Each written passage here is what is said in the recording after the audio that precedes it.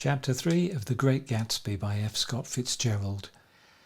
There was music from my neighbour's house through the summer nights. In his blue gardens, men and girls came and went like moths among the whisperings and the champagne and the stars. At high tide in the afternoon I watched his guests diving from the tower of his raft or taking the sun on the hot sand of his beach, while his two motorboats slit the waters of the Sound, drawing aquaplanes over cataracts of foam. On weekends his Rolls-Royce became an omnibus, bearing parties to and from the city between 9 in the morning and long past midnight, while his station wagon scampered like a brisk yellow bug to meet all trains. And on Mondays 8 servants, including an extra gardener, toiled all day with mops and scrubbing brushes and hammers and garden shears, repairing the ravages of the night before. Every Friday 5 crates of oranges and lemons arrived from a fruiterer in New York. Every Monday these same oranges and lemons left his back door in a pyramid of pulpless halves. There was a machine in the kitchen which could extract the juice of 200 oranges in half an hour if a little button was pressed 200 times by a butler's thumb. At least once a fortnight a corps of caterers came down with several hundred feet of canvas and enough coloured lights to make a Christmas tree of Gatsby's enormous garden. On buffet tables, garnished with glistening hors d'oeuvre, spiced baked hams crowded against salads of harlequin designs, and pastry pigs and turkeys bewitched to a dark gold. In the main hall a bar with a real brass rail was set up, and stocked with gins and liquors and with cordials so long forgotten that most of his female guests were too young to know one from another. By 7 o'clock the orchestra has arrived, no thin 5-piece affair but a whole pitful of oboes and trombones and saxophones and viols and cornets and piccolos and low and high drums. The last swimmers have come in from the beach now and are dressing upstairs. The cars from New York are parked 5 deep in the drive, and already the halls and salons and verandas are gaudy with primary colours, and hair shorn in strange new ways, and shawls beyond the dreams of Castile. The bar is in full swing, and floating rounds of cocktails permeate the garden outside, until the air is alive with chatter and laughter, and casual innuendo, and introductions forgotten on the spot, and enthusiastic meetings between women who never knew each other's names. The lights grow brighter as the earth lurches away from the sun, and now the orchestra is playing yellow cocktail music, and the opera of voices pitches a key higher. Laughter is easier minute by minute, spilled with prodigality, tipped out at a cheerful word. The groups change more swiftly, swell with new arrivals, dissolve and form in the same breath. Already there are wanderers, confident girls who weave here and there among the stouter and more stable, become for a sharp, joyous moment the centre of a group, and then, excited with triumph, glide on through the sea change of faces and voices and colour, under the constantly changing light. Suddenly one of these gypsies in trembling opal seizes a cocktail out of the air, dumps it down for courage, and moving her hands like Frisco, dances out alone on the canvas platform. A momentary hush. The orchestra leader varies his rhythm obligingly for her, and there is a burst of chatter as the erroneous news goes around that she is Gilda Gray's understudy from the Follies. The party has begun. I believe that on the first night I went to Gatsby's house I was one of the few guests who had actually been invited. People were not invited, they went there. They got into automobiles which bore them out to Long Island, and somehow they ended up at Gatsby's door. Once there they were introduced by somebody who knew Gatsby, and after that they conducted themselves according to the rules of behaviour associated with amusement parks. Sometimes they came and went without having met Gatsby at all, came for the party with a simplicity of heart that was its own ticket of admission. I had been actually invited. A chauffeur in a uniform of robin's egg blue crossed my lawn early that Saturday morning with a surprisingly formal note from his employer. The honour would be entirely Gatsby's, it said, if I would attend his little party that night. He had seen me several times and had intended to call on me long before, but a peculiar combination of circumstances had prevented it. Signed J. Gatsby in a majestic hand. Dressed up in white flannels, I went over to his lawn a little after 7 and wandered around rather ill at ease among swirls and eddies of people I didn't know, though here and there was a face I had noticed on the commuting train. I was immediately struck by the number of young Englishmen dotted about, all well dressed, all looking a little hungry, and all talking in low, earnest voices to solid and prosperous Americans. I was sure that they were selling something, bonds or insurance or automobiles. They were at least agonizingly aware of the easy money in the vicinity and convinced that it was theirs for a few words in the right key. As soon as I arrived, I made an attempt to find my host, but the 2 or 3 people of whom I asked his whereabouts stared at me in such an amazed way and denied so vehemently any knowledge of his movements that I slunk off in the direction of the cocktail table, the only place in the garden where a single man could linger without looking purposeless and alone.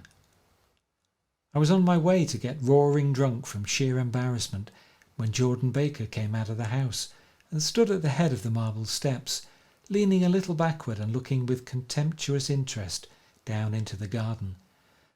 Welcome or not, I found it necessary to attach myself to someone before I should begin to address cordial remarks to the passers-by. "Hello!" I roared, advancing towards her. My voice seemed unnaturally loud across the garden. "I thought you might be here," she responded absently as I came up. "I remembered you lived next door to—" She held my hand impersonally as a promise that she'd take care of me in a minute, and gave ear to 2 girls in twin yellow dresses who stopped at the foot of the steps. "Hello!" they cried together. "Sorry you didn't win." That was for the golf tournament. She had lost in the finals the week before. "You don't know who we are," said one of the girls in yellow, "but we met you here about a month ago."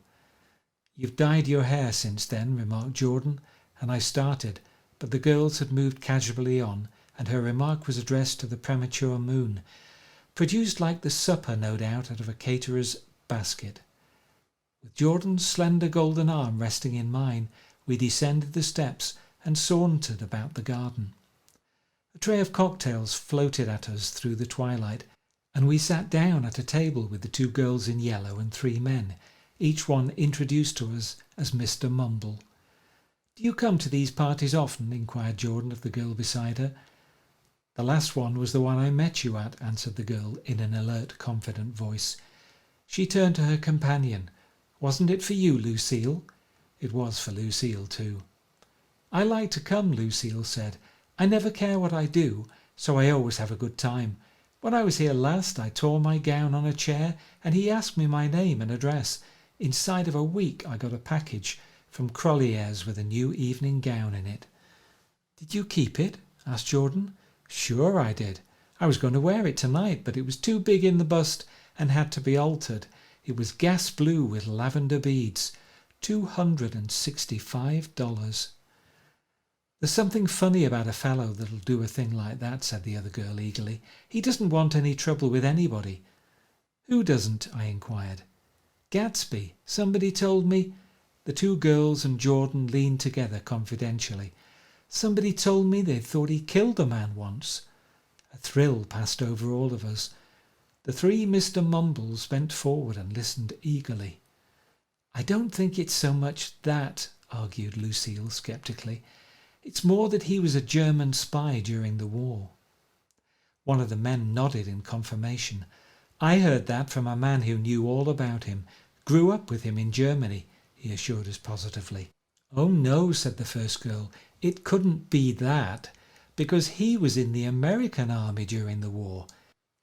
As our credulity switched back to her, she leaned forward with enthusiasm. "You look at him sometimes when he thinks nobody's looking at him. I'll bet he killed a man." She narrowed her eyes and shivered. Lucille shivered. We all turned and looked around for Gatsby. It was testimony to the romantic speculation he inspired that there were whispers about him from those who had found little that it was necessary to whisper about in this world.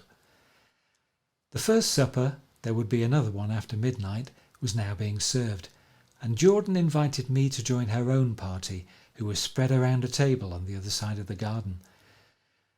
There were 3 married couples and Jordan's escort, a persistent undergraduate given to violent innuendo, and obviously under the impression that sooner or later Jordan was going to yield him up her person to a greater or lesser degree.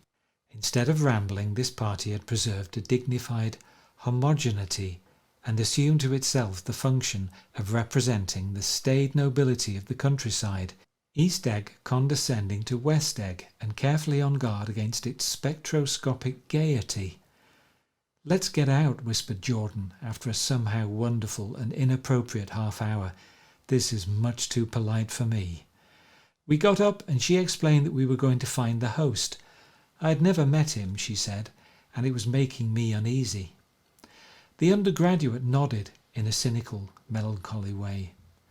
The bar where we glanced first was crowded, but Gatsby was not there. She couldn't find him from the top of the steps, and he wasn't on the veranda. On a chance we tried an important-looking door and walked into a high Gothic library, panelled with carved English oak, and probably transported complete from some ruin overseas.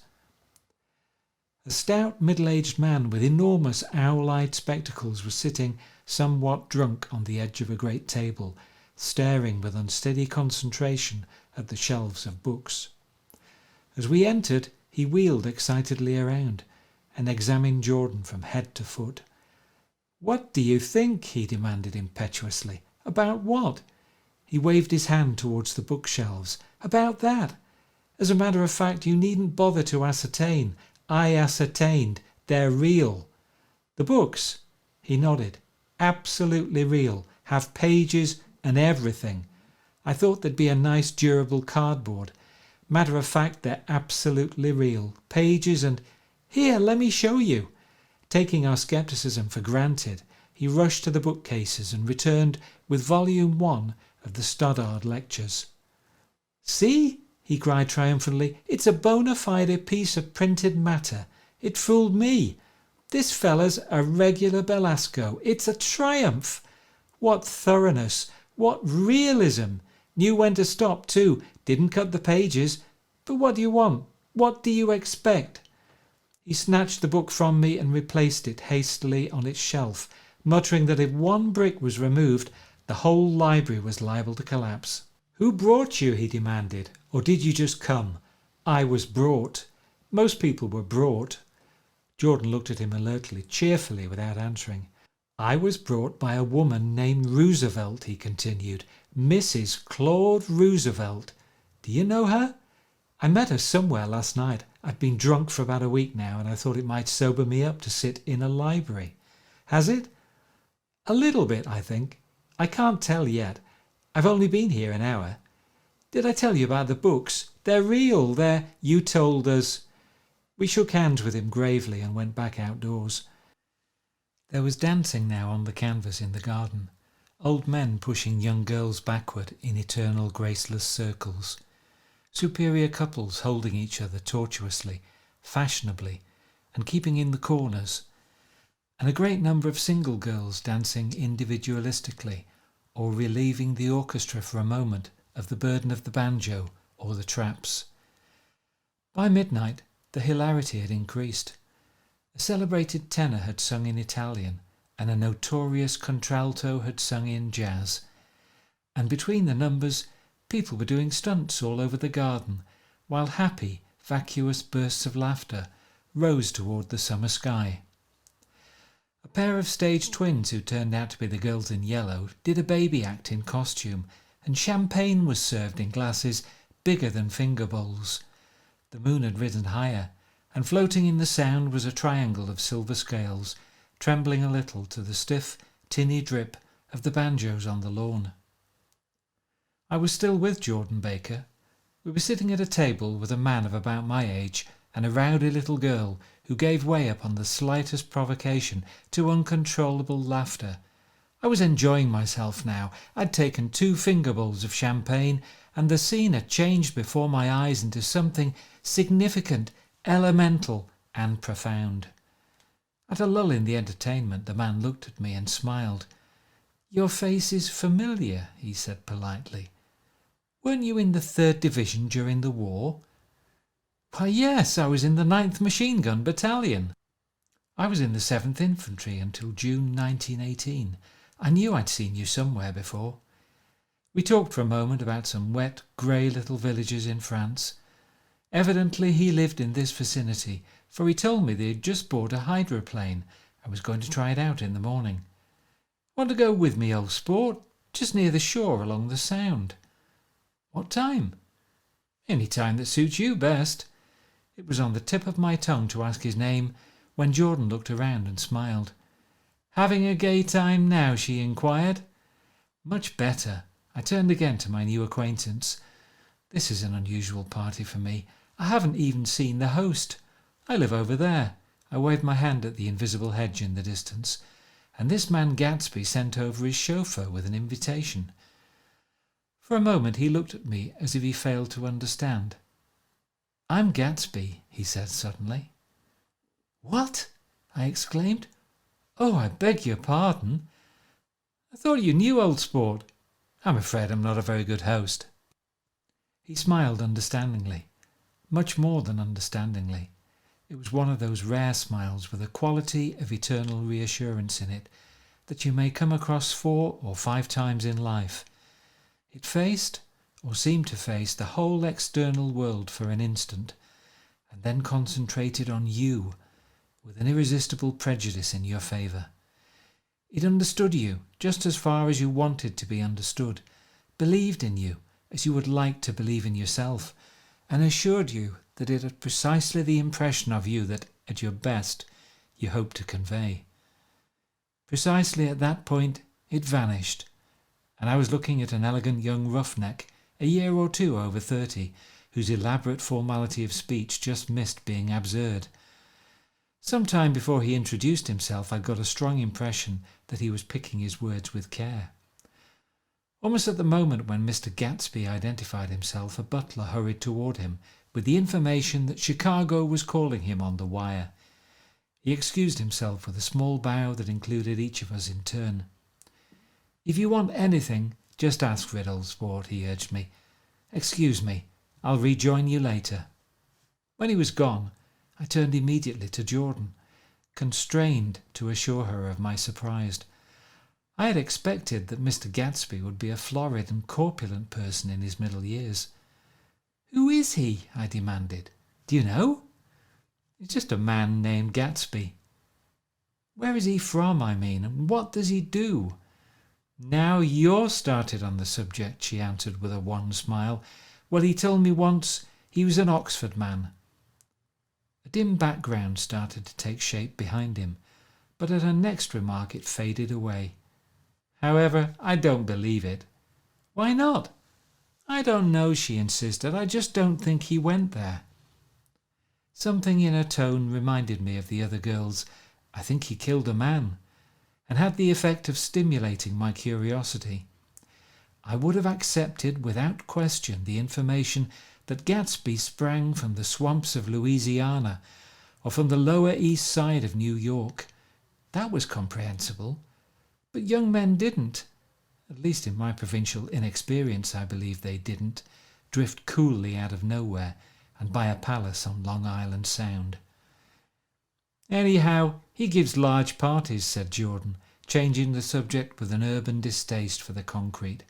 "And I like large parties. They're so intimate. At small parties there isn't any privacy." There was the boom of a bass drum, and the voice of the orchestra leader rang out suddenly above the echolalia of the garden. "Ladies and gentlemen," he cried, "at the request of Mr. Gatsby, we are going to play for you Mr. Vladimir Tostov's latest work, which attracted so much attention at Carnegie Hall last May. If you read the papers, you know there was a big sensation." He smiled with jovial condescension and added, "Some sensation," whereupon everybody laughed.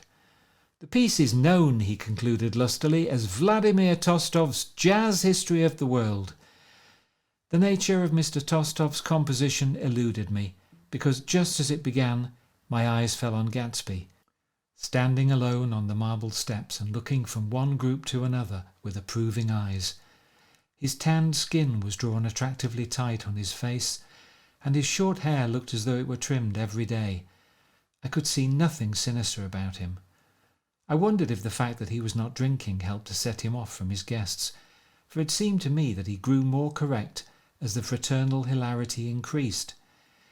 When the jazz history of the world was over, girls were putting their heads on men's shoulders in a puppyish convivial way. Girls were swooning backward playfully into men's arms, even into groups, knowing that someone would arrest their falls.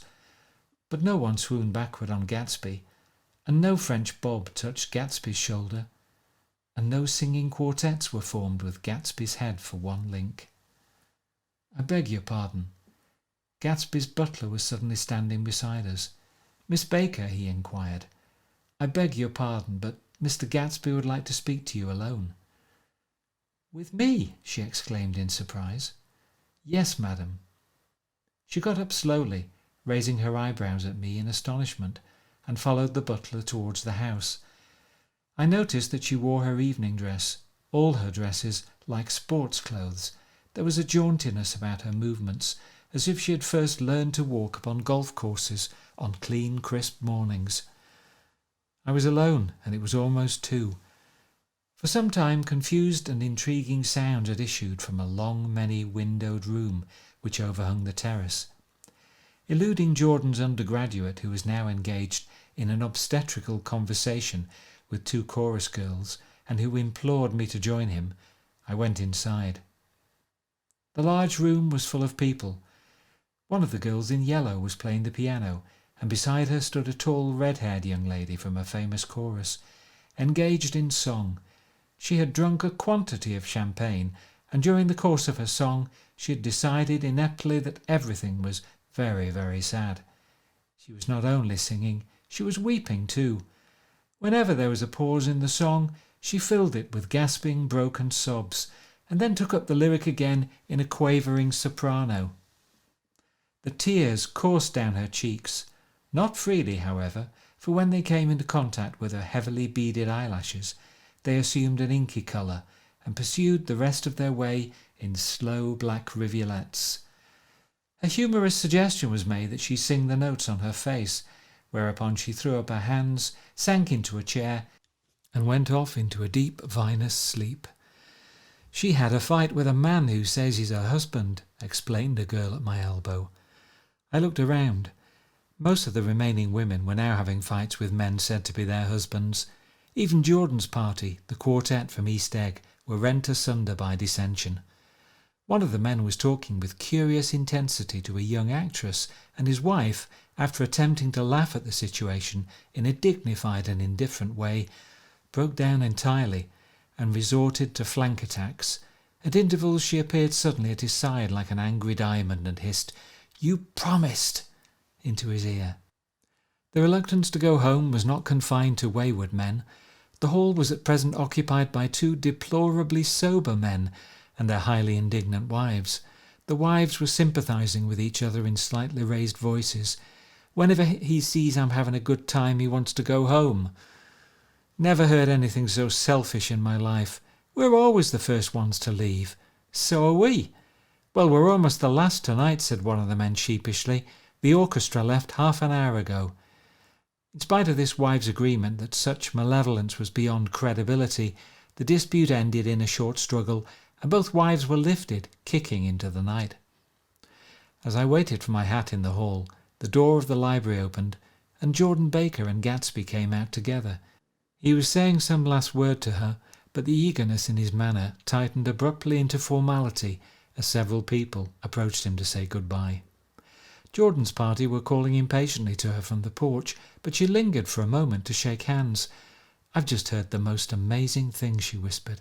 "How long were we in there?" "Why, about an hour. It was simply amazing," she repeated abstractedly, "but I swore I wouldn't tell it, and here I am tantalizing you." She yawned gracefully in my face. "Please come and see me. Phone book. Under the name of Mrs. Sigourney Howard, my aunt." She was hurrying off as she talked. Her brown hand waved a jaunty salute as she melted into her party at the door. Rather ashamed that on my first appearance I had stayed so late, I joined the last of Gatsby's guests who were clustered around him. I wanted to explain that I'd hunted for him early in the evening and to apologise for not having known him in the garden. "Don't mention it," he enjoined me eagerly. "Don't give it another thought, old sport." The familiar expression held no more familiarity than the hand which reassuringly brushed my shoulder. "And don't forget, we're going up in the hydroplane tomorrow morning at 9 o'clock. Then the butler behind his shoulder, "Philadelphia wants you on the phone, sir." "All right, in a minute. Tell them I'll be right there. Good night." "Good night." "Good night." He smiled, and suddenly there seemed to be a pleasant significance in having been among the last to go, as if he had desired it all the time. "Good night, old sport. Good night." But as I walked down the steps I saw that the evening was not quite over. 50 feet from the door, a dozen headlights illuminated a bizarre and tumultuous scene. In the ditch beside the road, right side up, but violently shorn of one wheel, rested a new coupe which had left Gatsby's drive not 2 minutes before. The sharp jut of a wall accounted for the detachment of the wheel, which was now getting considerable attention from half a dozen curious chauffeurs. However, as they had left their cars blocking the road, a harsh, discordant din from those in the rear had been audible for some time, and added to the already violent confusion of the scene. A man in a long duster had dismounted from the wreck, and now stood in the middle of the road, looking from the car to the tyre, and from the tyre to the observers in a pleasant, puzzled way. "See," he explained, "it went in the ditch." The fact was infinitely astonishing to him, and I recognised first the unusual quality of wonder, and then the man. It was the late patron of Gatsby's library. "How did it happen?" He shrugged his shoulders. "I know nothing whatever about mechanics," he said decisively. "But how did it happen? Did you run into the wall?" "Don't ask me," said Owl Eyes, washing his hands of the whole matter. "I know very little about driving, next to nothing. It happened, and that's all I know." "Well, if you're a poor driver, you oughtn't to try driving at night." "But I wasn't even trying," he explained indignantly. "I wasn't even trying." An awed hush fell upon the bystanders. "Do you want to commit suicide? You're lucky it was just a wheel, a bad driver, and not even trying." "You don't understand," explained the criminal. "I wasn't driving. There's another man in the car." The shock that followed this declaration found voice in a sustained "Ah!" as the door of the coupe swung slowly open. The crowd, it was now a crowd, stepped back involuntarily, and when the door had opened wide, there was a ghostly pause. Then very gradually, part by part, a pale dangling individual stepped out of the wreck, pawing tentatively at the ground with a large uncertain dancing shoe. Blinded by the glare of the headlights and confused by the incessant groaning of the horns, the apparition stood swaying for a moment before he perceived the man in the duster. "What's matter?" he inquired calmly. "Did we run out of gas? Look." Half a dozen fingers pointed at the amputated wheel. He stared at it for a moment, and then looked upward as though he suspected that it had dropped from the sky. "It came off," someone explained. He nodded. "At first I didn't notice we stopped." A pause. Then, taking a long breath and straightening his shoulders, he remarked in a determined voice, "Wonder if tell me where there's a gasoline station." At least a dozen men, some of them a little better off than he was, explained to him that wheel and car were no longer joined by any physical bond. "Back out," he suggested after a moment. "Put her in reverse." "But the wheel's off." He hesitated. "No harm in trying," he said. The caterwauling horns had reached a crescendo, and I turned away and cut across the lawn toward home. I glanced back once. A wafer of a moon was shining over Gatsby's house, making the night fine as before, and surviving the laughter and the sound of his still glowing garden. A sudden emptiness seemed to flow now from the windows and the great doors, endowing with complete isolation the figure of the host, who stood on the porch, his hand up in a formal gesture of farewell. Reading over what I have written so far, I see I have given the impression that the events of 3 nights several weeks apart were all that absorbed me. On the contrary, they were merely casual events in a crowded summer, and until much later they absorbed me infinitely less than my personal affairs. Most of the time I worked. In the early morning the sun threw my shadow westward as I hurried down the white chasms of lower New York to the Probity Trust. I knew the other clerks and young bond salesmen by their first names, and lunched with them in dark crowded restaurants on little pig sausages and mashed potatoes and coffee. I even had a short affair with a girl who lived in Jersey City and worked in the accounting department. But her brother began throwing mean looks in my direction, so when she went on her vacation in July, I let it blow quietly away. I took dinner usually at the Yale Club. For some reason, it was the gloomiest event of my day. And then I went upstairs to the library and studied investments and securities for a conscientious hour. There were generally a few rioters around, but they never came into the library, so it was a good place to work. After that, if the night was mellow, I strolled down Madison Avenue past the old Murray Hill Hotel and over 33rd Street to the Pennsylvania Station. I began to like New York, the racy, adventurous feel of it at night, and the satisfaction that the constant flicker of men and women and machines gives to the restless eye. I liked to walk up Fifth Avenue and pick out romantic women from the crowd and imagine that in a few minutes I was going to enter into their lives, and no one would ever know or disapprove.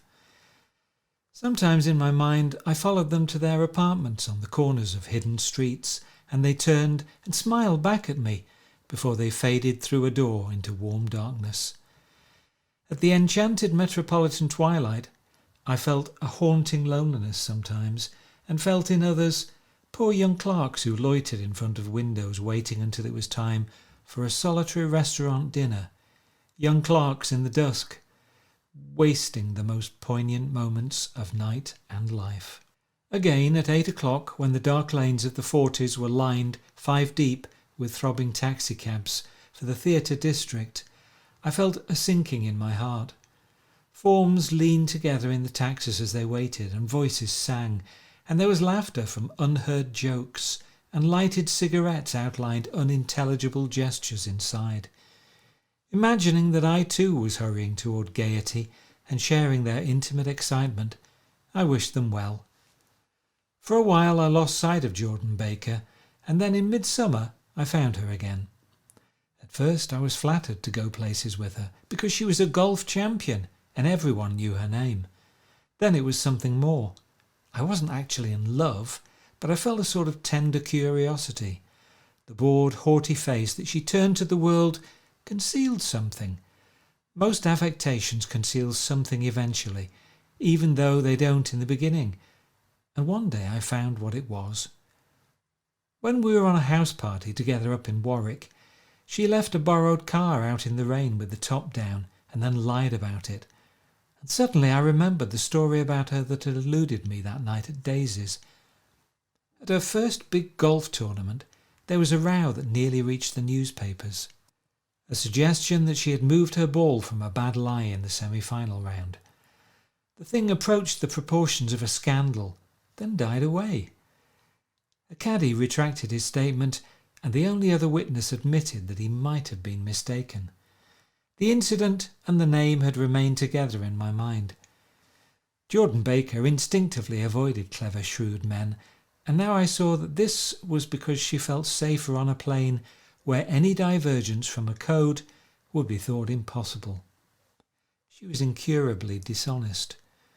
She wasn't able to endure being at a disadvantage, and given this unwillingness, I suppose she had begun dealing in subterfuges when she was very young, in order to keep that cool, insolent smile turned to the world, and yet satisfy the demands of her hard, jaunty body.